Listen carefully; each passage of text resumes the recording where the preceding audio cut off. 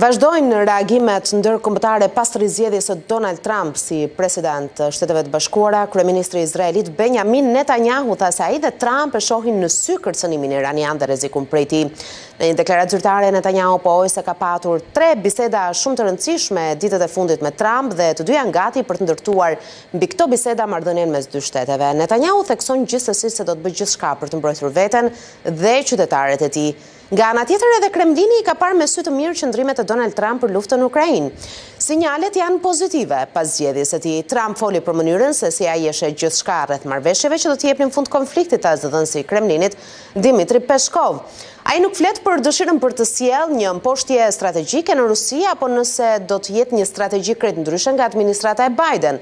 Gjithsesi, Peskov thekson se ndryshe nga shumë të tjerë, Trump është më pak i parashikueshëm, veçanërisht kur vjen fjala tek premtimet që ka bërë gjatë fushatës elektorale.